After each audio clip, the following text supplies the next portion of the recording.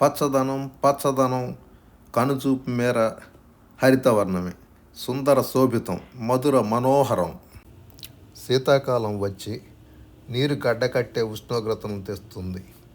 దీంతో చెట్లు జీవోత్సవాలుగా మారతాయి. ఇక గడ్డి పచ్చిక బయళ్ళైతే నేల కనిపిస్తూ ఉంటుంది. అనంతరం ఉష్ణోగ్రతలు పెరిగి వర్షాలు మొదలు కాగానే రెట్టించిన ఉత్సాహంతో కొత్త చిగుళ్ళు తొడుగుతాయి. వేసవిలో ఉష్ణోగ్రతలు ఇక్కడ కూడా ఎక్కువే. నీరు గడ్డకట్టే చలి పరిస్థితుల్లో మొక్కల్లో వేర్ల ద్వారా నీరు జీవరసాయనాలు మొక్కల పైభాగాలకు అందటం కష్టం. అదేవిధంగా ఉష్ణతాపానికి నీరు అధికంగా ఆవిరై అసౌకర్యం కలుగుతుంది. మొక్కకు ఆధారభూతమైన వేరు వ్యవస్థపై ఈ ప్రభావం పడుతుంది.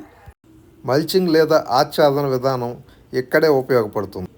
మల్చింగ్లో అనేక విధానాలు ఉన్నా కూడా నివాస ప్రాంతాలకు యోగ్యమైనవి 2-3 మాత్రమే ఉన్నాయి.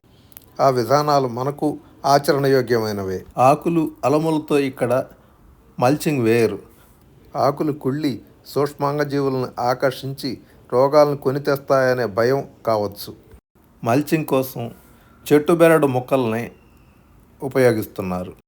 వుడ్ ప్రాసెసింగ్ ఇండస్ట్రీకి వెళ్ళి శుద్ధి చేసిన తర్వాత మాత్రమే ఇక్కడ చెక్కలను కానీ కొయ్యలను కానీ వాడతారు.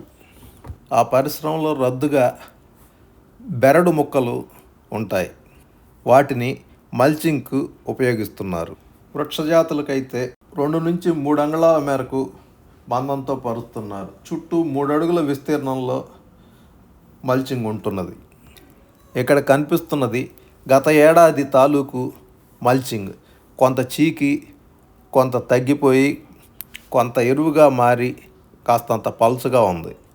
ఈ తరుగుదలను భర్తీ చేయడానికి మళ్ళీ మల్చింగ్ వేస్తారు. అటువంటి సందర్భంలో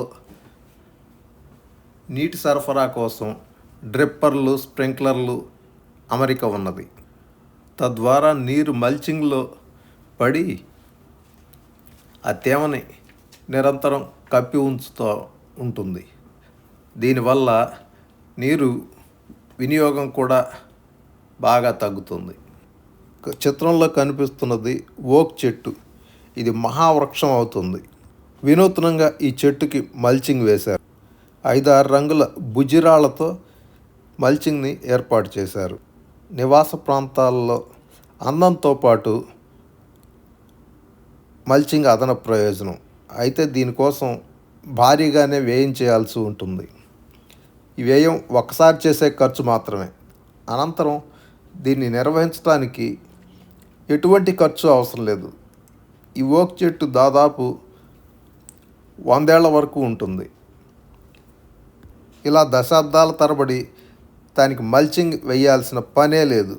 దీంతో చివరకు చూసుకుంటే దీనివల్ల పెద్దగా ఖర్చు అని అనిపించదు. మహా అయితే ఈ రాళ్ళు అటు ఇటు పడకుండా చూసుకోవటం ఒకటే మనం చేయాల్సింది. ఈ స్టోన్ మల్చింగ్ ద్వారా మరో అదనపు ప్రయోజనం కూడా ఉందండోయ్. ఒక్కో రంగు రాయి ఒక్కో రకమైన ఖనిజాన్ని కలిగి ఉంటుంది.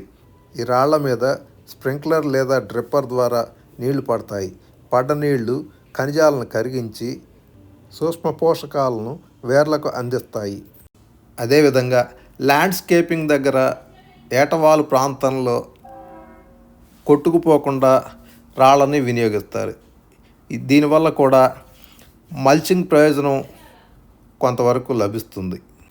ఇక్కడ కనిపిస్తున్న వృక్షానికి 3 దిశల 3 కత్తిరింపులు ఉన్నాయి. ఇవి నేలకు ఆచ్ఛాంతరగా ఉపయోగపడుతూ ఉన్నాయి.